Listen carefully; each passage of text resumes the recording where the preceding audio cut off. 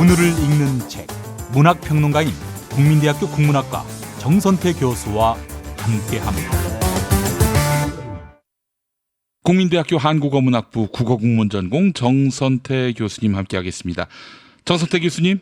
네, 안녕하세요. 네, 교수님 오늘 어떤 책 소개해 주시겠습니까?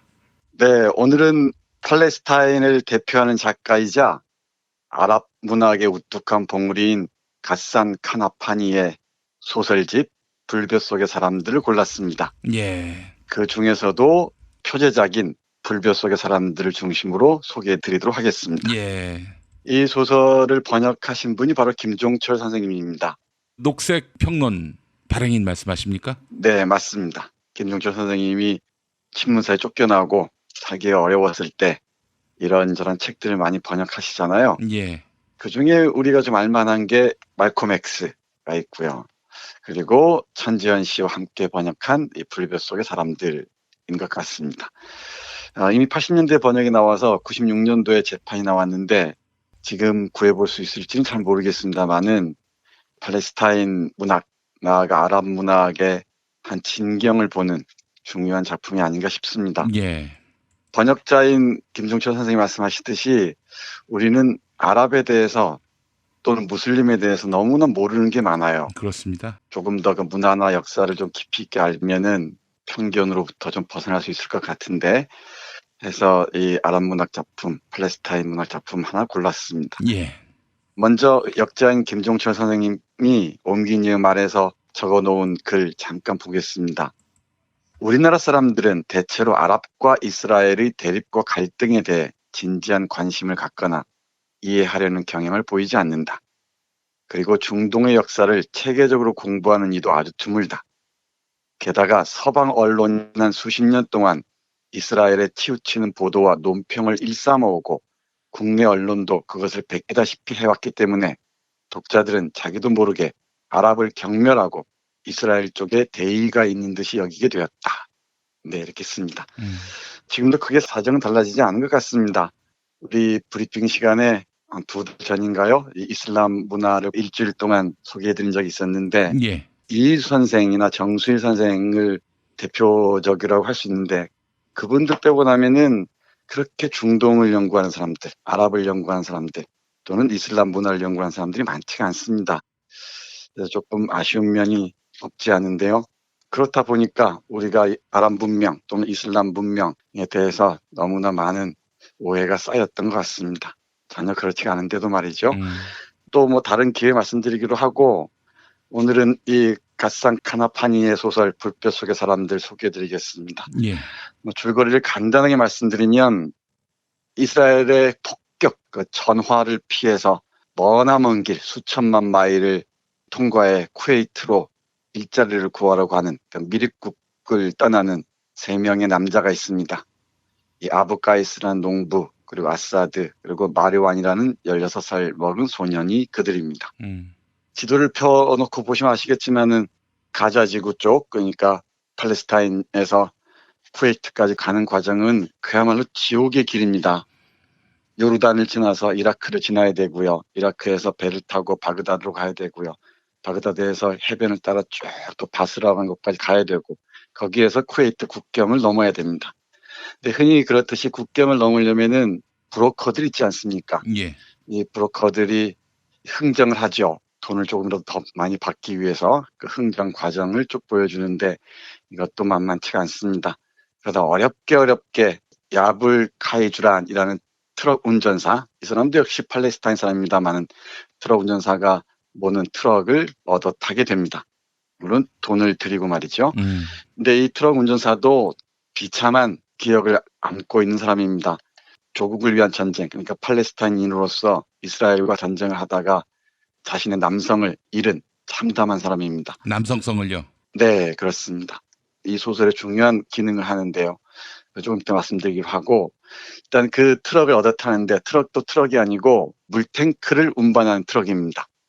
그러니까 트럭을 타고 가는데 트럭 앞좌석에 앉는 게 아니고 물탱크를 타고 통과할 수밖에 없어요. 그러니까 이 8월의 살인적인 더위에 공기 한 방울 스며들지 않는 그 물탱크 속에 갇혀 있다고 생각해 보십시오. 10분을 넘기기가 쉽지 아유, 않겠죠. 예, 예.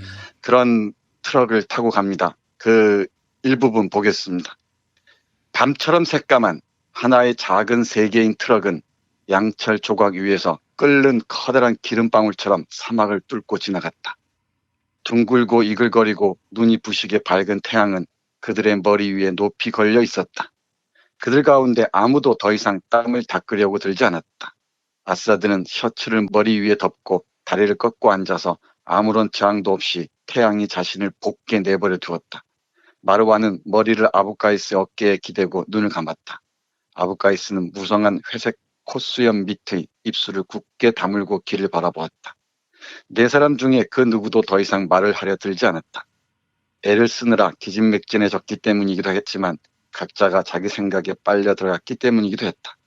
그 거대한 트럭은 새로운 미지의 운명을 향해 커다란 문을 밀어젖히듯이 그들의 꿈, 가족, 희망과 포부, 공군과 절망, 힘과 나약함, 과거와 미래와 함께 그들을 길 위로 실어나르고 있었다. 모든 눈은 보이지 않는 실로 묶인 듯이 그 문의 표면에 고정되어 있었다. 네, 이라크를 지나서 쿠웨이트 국경으로 나아가는 트럭을 묘사하고 있는데요. 예. 사막을 달릴 때는 트럭을 앞좌석에 타고 가지만 검문소가 가까워지면은 물탱크 속으로 들어가야 합니다. 그야말로 그 속은 끓는 지옥과 크게 다를 바가 없을 겁니다. 이 지옥과도 같은 물탱크 속에 들어있는 사람들을 두고 트럭 운전사가 이제 그 검문소에서 허락을 받기 위해서 들어갑니다. 검문소 안으로 들어간다는 얘기죠. 근데 검문소 안에서 관리들이 트럭 운전사를 보고서 농담 따먹기를 합니다. 농담의 내용이 뭐냐면은 앞에서 말씀드렸듯이 너 고자지, 너 어떻게 밤일을 해, 뭐 이런 식입니다. 이 짧게 농담하는 동안에 물탱크 속에 들어있는 사람들은 어떻게 됐을까요? 형체도 알아볼 수 없을 정도로 참담하게 죽어갑니다. 이 검문소에 있던 세 관리가 트럭 운전사를 상대로 농담을 하는 사이에 먹고 살기 위해서 자신의 고국을 떠나야 했던 난민인 이 세 사람은 흔적도 없이 목숨을 거두는 거죠. 이 소설은 그 팔레스타인 난민들이 겪어야 했던 그 지옥 같은 고통을 그리고 있습니다만은 더 중요한 건 제가 보기에는 몇몇 사람들, 특히 여기 등장하는 검문소의 세 관리의 아무렇지도 않은 듯한 농담의 시간이 이 세 사람을 죽음으로 몰아넣었다는 거죠. 이 점에 주목해야 될 것 같습니다. 시간이 지나고 나서 이제 물탱크로 돌아옵니다. 운전사는 뭐 세 사람이 죽었을 거라는 걸 예상하고 있었겠죠. 그 물탱크를 들여다보는 장면 잠깐 보겠습니다. 예. 아불카이주라는 이 아불카이주란이 아까 말씀드렸듯이 트럭 운전사입니다. 아불카이주란은 아무도 자기를 보고 있지 않는지 확인하려고 몇 분 동안 트럭 곁에 서 있다가 탱크 뒤로 기어 올라갔다. 탱크는 차갑고 축축했다.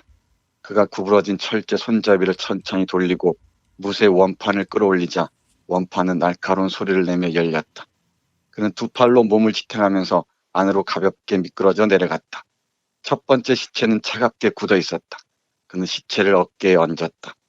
그가 우선 구멍 밖으로 고개를 내밀고 시체의 다리를 잡아 위로 던지자 시체가 탱크의 가장자리를 미끄러져 내려가는 듯한 둔탁한 소리가 들리더니 모래에 부딪히는 털썩 소리가 났다. 그는 다른 시체의 두 손을 쇠 받침대에서 떼는데 크게 애를 먹었다. 그러나 그는 손을 떼고 나서 시체의 다리를 잡아 구멍으로 끌어당겨 꼿꼿하게 굳은 시체를 어깨너머로 던졌다. 그는 시체가 땅을 치는 소리를 들었다. 세 번째 시체는 두 동이의 것보다 쉬웠다. 그는 탱크에서 뛰어나와 천천히 뚜껑을 닫은 뒤에 사다리를 타고 땅바닥으로 내려갔다. 어디에나 어둠이 짙게 드리워져 있었다. 그래서 그는 어둠 덕분에 시체의 얼굴들을 보지 않아도 되리라는 안도감을 느꼈다. 그는 시체의 발을 잡고 하나씩 끌어다 길 끝에 버렸다.